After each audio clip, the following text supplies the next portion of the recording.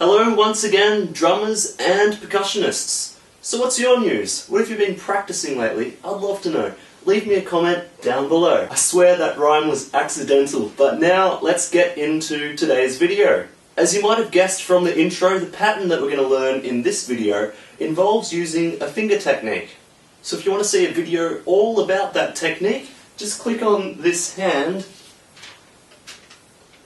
okay, this piece of wood, at any time that you'd like to go and see that video first. Alright, so let's take this and break it down.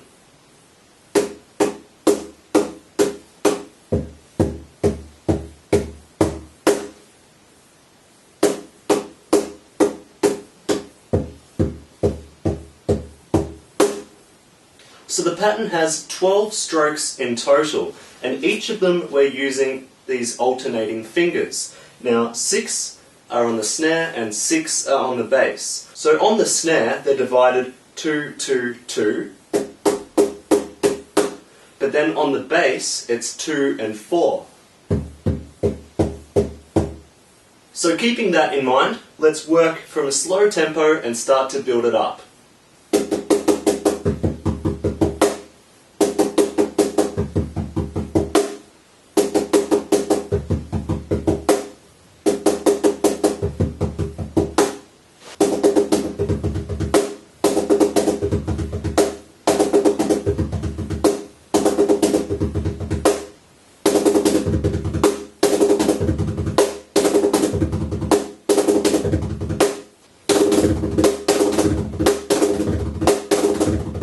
So keep working on that as best as you can. Make sure you find a tempo that you're comfortable playing it at, and work on that for as long as you can until you feel like you can move up to the next tempo. And then once you've got all that together, we're going to take this to the next logical step, and we're going to put it in a groove. So let's get going with a groove in 4/4 time, and we'll use what we've just learned as a 30-second note fill. So we know the pattern, we know the divisions. Now let's find a place for it in the groove. So I'm going to start the fill on the and of 2 and then finish it on 4. That snare slap at the end of the phrase is going to be beat 4 of the bar.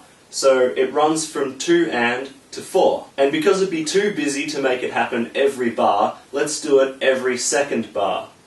1, 2, 3, 4.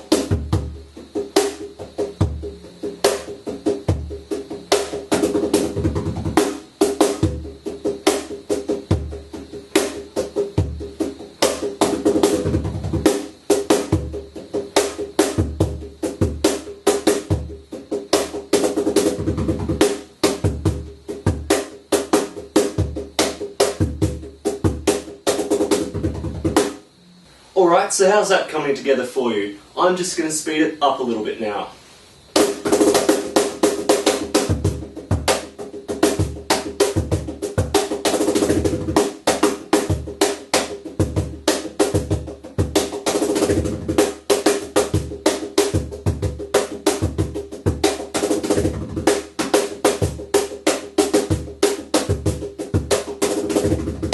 So here's one last thing for this video. Remember that you can practice this pattern anywhere you want away from the cajon, without worrying about which strokes are snare and which strokes are bass, but still remembering the different grouping. So you've got the 2, 2, 2 and the 2, 4. Then you can practice it on your hands and knees, just the pattern as it is. So this is pretty handy because it means you can go away for a weekend and come back and practice it again and see how much better you've become without actually practicing it on the cajon. And that's it for another cajon lesson. Don't forget to let me know what you thought of the video with your thumbs up and your comments. And if you want to see more videos like this in the future, you can go on and subscribe to my channel for all the latest on my new videos. And don't forget that there's tens of other lessons on my channel that you can check out as well. And as always, there's lots of goodies for you to check out in the description below. So, video's over. Click on that piece of wood again to go to the previous video, the one about the finger roll technique. You can click on the basket for a mystery video, or you can just click on me to go to my channel and see what other videos I've got.